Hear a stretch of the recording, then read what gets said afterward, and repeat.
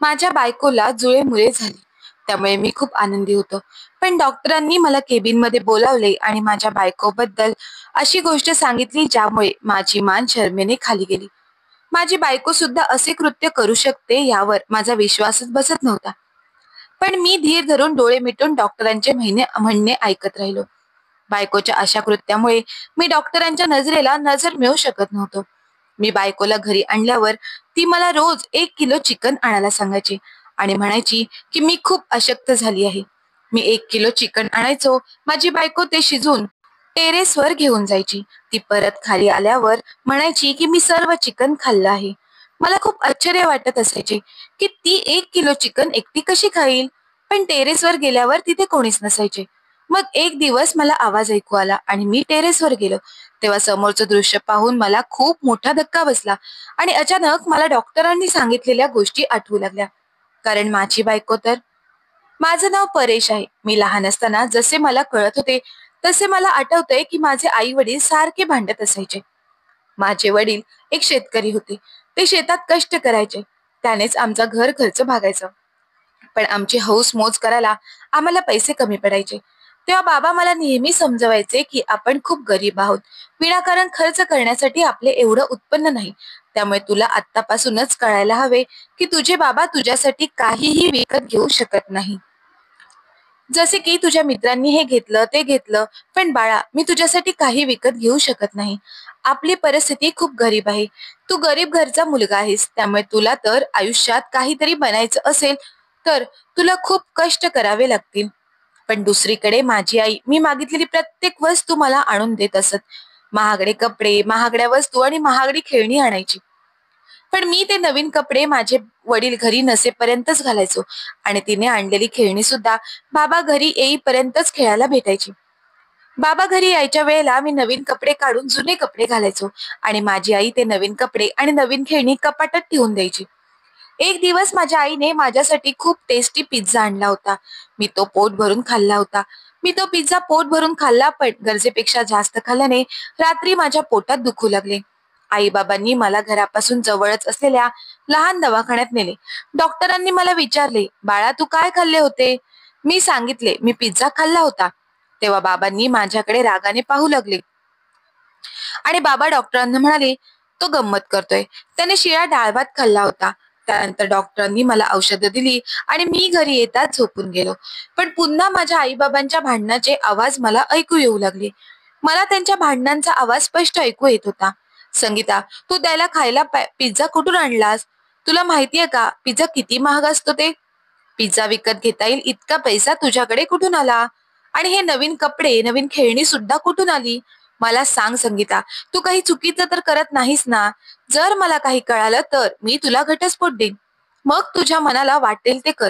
पण आता माझ्या इज्जतीचा लिलाव करू नकोस." माझे वडील खूप भावूक होऊन म्हणत होते.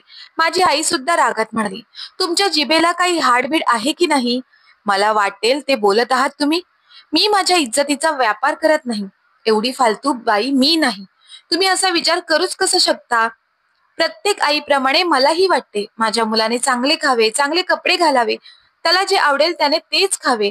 आणि तुम्ही पण मला म्हणत असता की तुला सर्व काही आणून देईन. पण प्रत्यक्षात तुम्ही आजपर्यंत तसे काहीच केलेले नाही. मी हे फक्त माझ्या मुलासाठी नाही तर तुमच्यासाठीही करत आहे. पण तुम्हाला माझी काळजी आणि प्रेम समजत नाही. माझे वडील म्हणाले, "तू माझी काळजी करू नकोस. पहिले सांग की तुला हे पैसे कुठून मिळतात? नाहीतर मी स्वतःला काहीतरी करून घेईन." थोडा वेळ शांतता झाली. त्यानंतर माझ्या आईने वडिलांना हळू आवाजात काहीतरी सांगितले, जे मला ऐकायला आले नाही. ते ऐकून तर बाबा अजूनच चिडले आणि म्हणाले, "संगीता, तू हे जे काही करत आहेस ते खूप चुकीचं आहे, खूप भयानक आहे." आई ओरडून म्हणाली, "चुकीचं आहे की नाही ते मला माहित नाही. पण मी माझ्या मुलाला प्रत्येक गोष्टीसाठी तरसताना पाहू शकत नाही. आणि हे लक्षात घ्या की आपल्या घरात सारखी भांडणे होतात. त्याचा आपल्या मुलावर परिणाम होत आहे. आता आपला मुलगा मोठा झाला आहे." आई असं म्हणाल्यावर बाबा तिथून रागारागाने निघून गेले. एक दिवशी आईने मला पुढील शिक्षणासाठी शहरात मामाकडे पाठवले. आता मी मोठा झालो होतो. जवळपास माझं शिक्षण पूर्ण झालं होतं. एक दिवशी माझ्या वडिलांचा मला फोन आला आणि मला एक वाईट बातमी सांगितली की माझी आई आता या जगात राहिली नाही. ही बातमी कळताच माझे मामा, मामी आणि मी गावी आलो. गावी आल्यावर माझ्या आईला तिरडीवर पाहिल्यानंतर मी खूप रडू लागलो.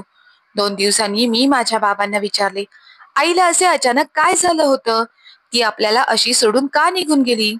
वडील म्हणाले, मी शेताचा माल विकायला 2 दिवस शहरात गेलो होतो. परत आल्यावर पाहिलं तर ती घरात मृत अवस्थेत पडलेली होती.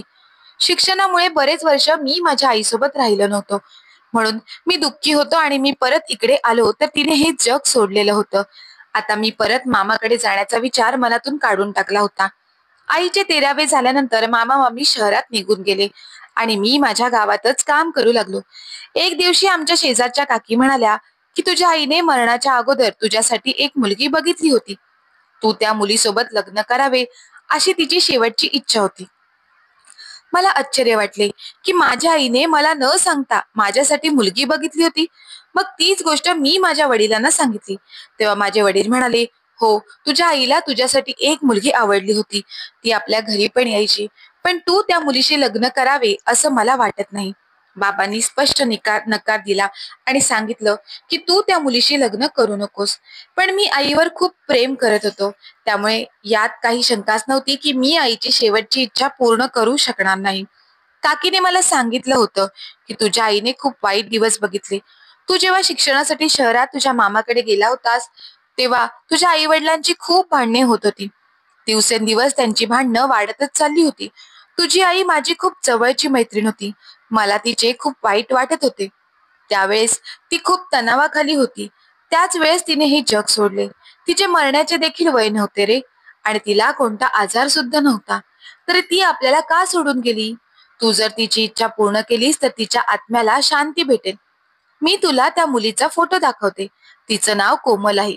ती खूप शिकलेली आणि सुंदर मुलगी आहे आणि तिला तुझ्यासारखा एक चांगला जोडीदार सुद्धा मिळेल. हे सगळं ऐकल्यानंतर मी निश्चय केला की मी त्याच मुलीशी लग्न करेन आणि आईची शेवटची इच्छा पूर्ण करेन. काही दिवसातच मी त्या मुलीशी साध्या पद्धतीने लग्न केले. कोमलला पाहून मला आश्चर्य वाटले, कारण ती खरोखरच सुंदर होती. लग्नाची ती पहिली रात्र होती जेव्हा तिला मी माझ्या आईबद्दल विचारले. तेव्हा तिने सांगितलं की ती माझ्या आईकडे शिवणकाम शिकायला यायची. जेव्हा माझी आई आजारी असायची तेव्हा ती आमच्या घरातील सर्व कामे करायचे. त्यामुळे ती माझ्या आईला खूप आवडू लागली होती. पण माझी आई शेवटच्या काळात खूप अस्वस्थ झाली होती आणि त्या त्रासाचे कारण माझे वडील होते, असे कोमल सांगत होती. कोमल खूप चांगली मुलगी होती. ती खूप छान घर सांभाळत होती. काही महिन्यांनी देवाच्या कृपेने ती गरोदर राहिली आणि तिच्या 3ऱ्या महिन्यात कळाले की ती 2 मुलांना जन्म देणार आहे. ती 9व्या महिन्यातच खूपच आजारी पडू लागली होती. तिची दिवसेंदिवस तब्येत खराब होत चालली होती आणि इकडे माझे वडील तिचा तिरस्कार करायचे. का करायचे ते माहित नव्हते. कधी कधी त्यांना अचानक इतका राग यायचा की तिच्या हातचे जेवणही त्यांना आवडायचे नाही. मला लहानपणापासूनच वडिलांची खूप भीती वाटायची. त्यांच्यासमोर कोमल काहीही बोलायची नाही. पण ते नसताना अनेकदा मला म्हणायची की तुझ्या बाबांचे माझ्याशी इतके वैर का आहे? शेवटी किती दिवस मी हे सर्व सहन करणार? तिची तब्येत बिघडली होती तरीही ती सर्व सहन करत होती. मला माहित होतं की ती तिच्या जागी बरोबर आहे. माझं शिक्षण पूर्ण झाले नव्हते, त्यामुळे मला चांगली नोकरी मिळाली नव्हती. घरची परिस्थिती चांगली नव्हती. मग तो दिवसही आला जेव्हा माझ्या बायकोने सरकारी हॉस्पिटलमध्ये 2 जुळ्या मुलांना जन्म दिला. त्याच दिवशी डॉक्टरांनी मला केबिन मध्ये बोलावून कोमलविषयी अशा गोष्टी सांगितल्या की माझी शरमेने मान खाली गेली. मला कोमलचा खूप राग येत होता. मी खूप निराश होऊन डॉक्टरांसमोर उभा राहिलो. माझा चेहरा रागाने लाल झाला होता. पण त्या आनंदाच्या क्षणी मला माझ्या बायकोसोबत काही गैरवर्तन करायचे नव्हते. आता ती माझ्या मुलांची आई झाली होती, म्हणून मी सर्व विसरून गप्प बसलो. जुळ्या मुलांच्या जन्मानंतर ती खूप अशक्त झाली होती. तिला घरी आणल्यानंतर ती मला म्हणाली, अहो, मला खूप अशक्तपणा जाणवत आहे, त्यामुळे मला रोज 1 किलो चिकन आणून देत जा. मी पण विचार केला की बाकीचा खर्च कमी करून बायकोसाठी चिकन नक्कीच आणेल. तेव्हापासून कोमलसाठी मी आठवड्यातून 3 ते 4 वेळा 1 किलो चिकन नक्की आणायचो. ती चिकन शिजून टेरेसवर घेऊन जायची आणि खाली आल्यावर ती मला म्हणायची की मी सर्व चिकन खाल्लं आहे. मी विचार करायचो की ती 1 दिवसात 1 किलो चिकन कसं काय खात असेल. मी कधी पण कामावरून घरी आलो की ती टेरेसवर असायची आणि कधी कधी तर रात्री सुद्धा उठून ती टेरेसवर फिरायची. असेच दिवसांमागून दिवस जात होते आणि त्यातच माझ्या एका मुलाचा मृत्यू झाला. मी खूप अस्वस्थ झालो होतो. बाळ एकदम बरा होता, मग अचानक त्याचा मृत्यू कसा काय झाला? हा आम्हा दोघांसाठी खूप मोठा धक्का होता. आम्ही दोघं त्यातून सावरलो आणि पुन्हा आयुष्य जगू लागलो. पण माझी बायको अजूनही तसंच करत होती. एक दिवस मी झोपलेलो असताना माझा मुलगा रडत होता. मला जाग आली. मी शेजारी पाहिलं तर कोमल नव्हती. बाळ एकटंच रडत होतं. बाळाला रडत सोडून ती कुठे गेली असेल असा मी विचार करू लागलो. त्यानंतर मी बाळाला घेतलं आणि तिला शोधू लागलो. ती कुठे गेली हे मला माहित नव्हते. मी तिला घरभर शोधले. मग अचानक ती टेरेसवरून खाली येताना दिसली. मला बघून ती घाबरली.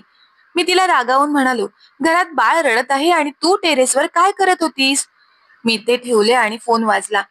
ती म्हणाली, "बाळाच्या रडण्याचा आवाज मला आला म्हणून तर मी पटकन खाली येत होते." तिला विचारले, "पण तू टेरेसवर काय करत होती?" ती म्हणाली, "रूममध्ये खूप गरम होत होते म्हणून टेरेसवर थंड हवा खाण्यासाठी गेले होते."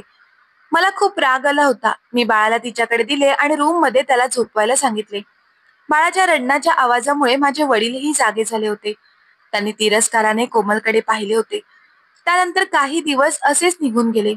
कोमल आता टेरेसवर जास्त वेळ घालवायला लागली होती. मला आता कोमलवर संशय येऊ लागला होता. एकदा मी कोमलला न सांगता तिच्या मागे लपून छपून टेरेसवर गेलो. पण तिथे जुन्या सामानाशिवाय काहीच नव्हते. मग मी विचार केला की कोमलवर संशय घेण्यात काहीच अर्थ नाही. आता माझा मुलगा 1.5 वर्षाचा झाला होता. मी माझ्या मुलाला घेऊन मार्केटमध्ये गेलो होतो. त्याला तिथे एका दुकानात खेळणं दिसलं. ते पाहून तो रडू लागला. तो माझ्याकडे हट्ट करू लागला की ते खेळणं मला पाहिजे.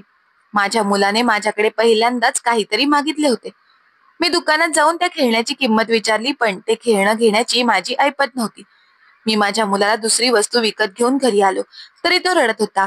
तो घरी आल्यावर कोमलकडे ते खेळणे मागत होता, पण कोमलला काही समजले नाही म्हणून तिने मला विचारले. तेव्हा मी तिला सांगितले की त्याला खेळण्यांच्या दुकानात एक महागडी रिमोट कंट्रोलची कार आवडली होती, पण तिची किंमत 3,000 रुपये होती. म्हणून मी ती कार त्याला घेऊ शकलो नाही. तू त्याला काहीतरी खायला दे, म्हणजे तो सर्व विसरून जाईल. दुसऱ्या दिवशी जेव्हा मी कामावरून घरी आलो, तेव्हा मी पाहिलं तर माझा मुलगा त्याच महागड्या रिमोट कंट्रोल कारशी खेळत होता. तो खूप आनंदी दिसत होता. ते खेळणं पाहून मी खूप आश्चर्यचकित झालो. मी कोमलला विचारले, "ही कार ह्याच्याकडे कुठून आली?" तेव्हा ती म्हणाली, "मीच विकत आणली." मी तिला विचारलं, "तुझ्याकडे एवढे पैसे कुठून आले?" कोमल म्हणाली, "माझी भिशी लागली होती, त्यामुळे मी ती कार घेऊन आली." त्यानंतर कोमल माझ्या मुलासाठी कधी कधी महागडे कपडे, कधी चपला, तर कधी महागडी खेळणी, कधी घरात लागणाऱ्या वस्तू आणायची. मी जेव्हा तिला त्या गोष्टींबद्दल विचारायचो, तेव्हा मला तेच सांगायची की माझी भिशी लागली आहे. सारखी सारखी हिचीच भिशी कशी काय लागते? म्हणून एके दिवशी मी वस्तीत थोडीशी चौकशी केली. तिथल्या सगळ्या बायका मला ओळखत होत्या. त्यांच्याजवळ चौकशी केली असता मला समजले की माझ्या बायकोने तिथे कोणतीही भिशी लावली नव्हती. हे समजल्यावर मला खूप राग आला. मी विचार करू लागलो की माझ्या बायकोला इतके पैसे कुठून मिळत आहेत. तेव्हा माझ्या मनात नको नको ते विचार येत होते. माझ्या बायकोने पैशासाठी चुकीचा मार्ग तर वापरला नसेल ना? काही चूक तर केली नसेल ना? ती एवढे पैसे कोणाकडून आणते? तिला हे पैसे कोण देत आहे? किंवा ती चोरी तर करत नाही ना? माझ्या मनात अचानक विचार आला की कोमल अजूनही टेरेसवर जाते आणि अजूनही माझ्याकडून चिकन मागवते, पण ती आता स्वतः चिकनचे पैसे द्यायची. मग मी विचार केला की काहीतरी गडबड आहे. आज तिचं गुपित मला जाणून घ्यायचेच होते. आज रात्री कोमल टेरेसवरून खाली आली. मी झोपायचं नाटक केलं होतं. मी विचार करत होतो ती झोपली की मी पुन्हा एकदा टेरेसवर जाऊन बघेन, कारण या आधी प्रत्येक वेळी गेलो तर तिथे माझ्या बायकोशिवाय कोणीच नसायचं. ती झोपल्यानंतर मी हळूच टेरेसवर जाण्यासाठी पायऱ्या चढू लागलो, तर तिथे विचित्र आवाज ऐकू आले. मी घाबरलो, अस्वस्थ झालो. मी घाबरून एक पाऊल मागे घेतला आणि कोण असेल टेरेसवर याचा विचार करत होतो. रात्रीची वेळ होती. वेगवेगळे आवाज मला ऐकू येत होते. मला वाटले की लहान मुलांच्या रडण्याचा आवाज असेल, पण यावेळेस टेरेसवर लहान मूल कसं काय असेल? मला कोणत्या तरी प्राण्याचा आवाज जाणवला. शेवटी मी धाडस करून टेरेसवर पोहोचलो आणि टेरेसची लाईट चालू केली. मला समोर पडलेल्या जुन्या सामानामधून आवाज आला. हिम्मत करून मी सामानाच्या वरती झाकलेल्या 2-3 रिकाम्या गोण्या साईडला केल्यावर खाली एक पिंजरा पडला होता आणि त्याला कुलूप होते. तिथूनच आवाज येत होता. माझ्याकडे चावी नसल्यामुळे मी त्याचा दरवाजा तोडला. समोर पाहिलं तर मला धक्का बसला, कारण त्यात एक काळी मांजर होती. ती तिच्या मोठ्या निळ्या डोळ्यांनी माझ्याकडे पाहत होती. ही मांजर या पिंजऱ्यात काय करत आहे? म्हणजे माझी बायको याच मांजरीला 1 किलो चिकन खायला घालत असावी. पुढे एक ताट होते ज्यात चिकनचे काही पीस दिसत होते. कोमलने इथे काळी मांजर का ठेवली आहे? जर तिने हे मांजर पाळलं असेल तर ती माझ्यापासून का लपवत आहे? असे अनेक प्रश्न माझ्या मनात येत होते. अचानक माझ्या खांद्यावर कोणीतरी हात ठेवल्याची मला जाणवले. तेव्हा मी खूप घाबरलो. मी मागे वळून पाहिलं तर माझे वडील होते. माझे वडील म्हणाले, "ती एक साधी मांजर नाहीये बाळा. तुला कदाचित आठवत नसेल, तू जेव्हा लहान होता तेव्हा तुझी आई देखील अशीच खेळणी, महागडी खेळणी आणि खाद्यपदार्थ आणायची. आपली विकत घेण्याची ऐपत नव्हती. मी खूप गरीब माणूस होतो. ती हे चुकीचं काम करत होती, जे माझ्या विचारांच्या पलीकडचं होतं. तिला एका भोंदू बाबाने सांगितले होते की अशी मांजर आहे जिच्यावर मोठी काळी जादू केली जाते. त्यामध्ये काळ्या मांजरीला 40 दिवस स्मशानात नेले जाते आणि तिच्यावर मंत्र टाकले जातात आणि त्याच 40 दिवसात उपवास देखील करायचा आणि त्यात फक्त पाणीच प्यायला लागत होते. ही एक अतिशय धोकादायक कृती होती. त्यात यशस्वी झाले नाही तर मृत्यू होऊ शकतो आणि ती काळी मांजर आपण आपल्याच घरी पाळायची आणि तिला दररोज 1 किलो चिकन खायला द्यायचे. असा तो भोंदू बाबा करायला सांगतो आणि म्हणतो, तुम्ही असे केले तर तुम्ही करोडपती व्हाल. नाही झालं तर परत हा 40 दिवसाचा उपाय करायचा. असे 7 वेळा केले तर तुम्ही 100% करोडपती होणारच. तुझ्या आईने त्या भोंदू बाबाचे ऐकून अशीच एक काळी मांजर आणली होती, जी ती लपवून ठेवायची. आपल्या समाजात मांजरींना अजूनही वाईट, अपशकुनी मानले जाते. पण माझा या गोष्टीवर अजिबात विश्वास नव्हता. या जगात आढळणारे सर्वात जुने प्राणी मिळवणे इतकं सोपं नसतं. त्या मुक्या प्राण्यांना सुद्धा जीव आहे. तुझी बायको तुझ्या आईची शिष्य झाली होती. मुळात तुझी आई फसली गेली होती हे तिला कळत नव्हते. तुझ्या आईने कोमलला सुद्धा ही जादू शिकवली, जिच्यात काहीच अर्थ नव्हता. त्या 40 दिवसाच्या उपवासामध्ये त्या भोंदूबाबावर विश्वास ठेवून काहीच खाल्ले नाही आणि आपला जीव गमावला. आणि आता तुझी बायको ही त्यात फसली गेली आहे. त्यामुळेच तिने इथे या मांजरीला लपवून ठेवली आहे. राहिला तिच्याकडच्या पैशांचा प्रश्न, तर तिच्याकडे जे काही सोने होते ते तिने मोडून टाकले आहे आणि त्याच पैशातून तुझ्या मुलाच्या गरजा पूर्ण करत आहे. तिला असे वाटते की कधी ना कधी या जादूतून आपल्याला भरपूर पैसा मिळेल आणि मोडलेलं सोनं पुन्हा करता येईल. असे तुझी आई सुद्धा करत होती. असे काही झाले असते तर लोकांनी कामधंदा सोडून हेच उद्योग केले असते. तुझी बायको मुलाच्या जन्मापासूनच या गोष्टी करू लागली होती. त्यामुळेच मी तिचा तिरस्कार पण करत होतो. एक गोष्ट लक्षात ठेव की हे काम खूप धोकादायक आहे. समजून घे की ती तिच्या आयुष्याची खेळत आहे. त्यामुळे तुझा एक मुलगा वारल्याची शक्यता आहे कारण त्या काळात तुझ्या बायकोने उपवास पकडला होता आणि ती त्यात काहीच खात नव्हती. मग त्याला दूध कसं मिळेल? आणि तो तुझा मुलगा पहिलाच अशक्त होता. त्यामुळेच त्या मुलाचा मृत्यू झाला असावा. तू या चेटकिनीला घरातून बाहेर काढून टाक. तुझी आई सुद्धा एक चेटकीनच होती. तिनेही आयुष्यभर चुकीच्या गोष्टी करून पैसे कमावण्याचे स्वप्न पाहिले आणि आता तुझी बायको सुद्धा तेच करत आहे. काळी जादू करणारा आणि जादू करून घेणारा दोघेही चुकीचे असतात आणि ते करणे कायद्याने गुन्हा आहे. तुझ्या बायकोने स्वतःचा जीव धोक्यात टाकला आहे. पण अशा स्त्रिया देवापुढे कुठल्या तोंडाने जाणार? उद्या तुझ्या मुलाची काळजी कोण घेणार? मी तुला हे पहिलं सगळं सांगणार होतो, पण तुझ्या बायकोने मला तुझ्या मुलांची शपथ दिली होती. पण आता पाणी डोक्यावरून गेलं आहे. तुझ्या दुसऱ्या मुलाचा जीव सुद्धा धोक्यात येऊ शकतो. जे माझ्या बाबतीत झालं तेच तुझ्या बाबतीत होणार असे मला दिसायला लागलं आहे. म्हणूनच मी तुला आता समजावून सांगतोय, वेळीच तिला आवर नाही तर तिला घराच्या बाहेर काढून टाक. वडील मला माझ्या बायकोच्या विरोधात भडकावू लागले होते. मला माझ्या बायकोचा खूप राग आला होता. इतका राग आला होता की असे वाटत होते माझ्या बायकोला झोपेतून उठवून तिला घराच्या बाहेर काढून द्यावे. मी जेव्हा खोलीत आलो तेव्हा माझी बायको माझ्या मुलावर हात ठेवून शांत झोपलेली दिसली. त्यांना पाहून मला आठवले की माझी आई सुद्धा माझ्या लहानपणी माझ्या गरजा पूर्ण करायची. मला हवं ते सगळं ती मला आणून द्यायची. माझे वडील शेतात जेवढे कष्ट करायचे तेवढेच ते कमवायचे. माझ्या आईने हे सर्व माझ्यासाठी केलं होतं, पण तिने खूप मोठी चुकी केली होती. फक्त माझ्या गरजा पूर्ण करण्यासाठी. मला माझ्या लहानपणी प्रत्येक चांगल्या गोष्टी मिळाल्या आणि मी शहरात जाऊन शिकू शकलो. शहरात मला जे पैसे पाठवले गेले ते माझ्या आईनेच पाठवले. आई माझ्यासाठी जीव धोक्यात घालून जगत होती. मला आठवले की डॉक्टर मला म्हणाले होते, तुझी बायको किती अशक्त आहे तुला माहित आहे का? ती 2 मुलांची आई होणार होती आणि तू तिची काळजी देखील घेतली नाहीस. जन्माच्या वेळी तिचा आणि मुलाचा जीव धोक्यात येईल असं मी म्हटलं होतं. त्यावेळी मला वाटले की माझ्या बायकोने या सर्व गोष्टी डॉक्टरांना सांगितल्या असावेत की मी तिच्या तब्येतीची काळजी घेतली नाही. मी तिला खायला प्यायला आणून दिलं नाही. माझी बायको डॉक्टरांना माझ्याबद्दल असे कसे सांगू शकते? म्हणून मी माझी मान शरमेने खाली घातली. म्हणूनच मला त्यावेळी माझ्या बायकोचा खूप राग आला होता. पण आज मला या गोष्टीची लाज वाटते की मी माझं शिक्षण पूर्ण केलं नाही आणि त्यामुळेच मला नोकरीही चांगली लागली नाही. मी माझ्या बायकोच्या आणि मुलांच्या गरजा कधी पूर्ण करू शकलो नाही आणि त्यामुळेच तिने हा चुकीचा मार्ग स्वीकारला असेल. स्पष्टपणे सांगायचं म्हटलं तर मी आळशी होतो आणि मी माझ्या बायको मुलांचा विचारही केला नाही. मी पुरेसे पैसे कमावले असते तर मी माझ्या बायकोच्या आणि मुलांच्या गरजा भागवू शकलो असतो.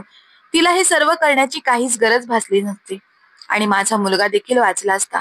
आता मी मनाशी पक्क ठरवलं की आता मी खूप मेहनत करणार. मी एका लहान कंपनीत काम करत होतो. स्वतःचाच खर्च भागवता येईल इतकाच पगार होता तिथे मला.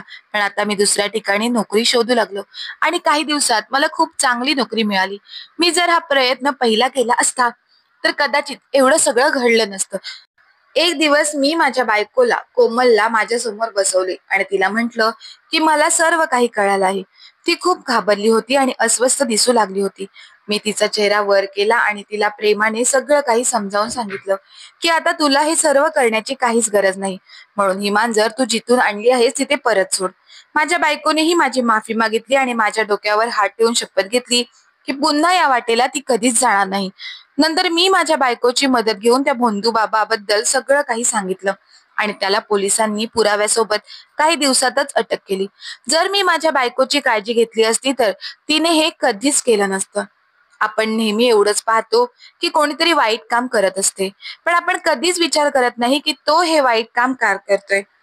आपल्या बायको आणि मुलांची काळजी घेणे, त्यांना हवं नको त्या गोष्टींची विचारपूस करणे ही देखील आपली जबाबदारी आहे.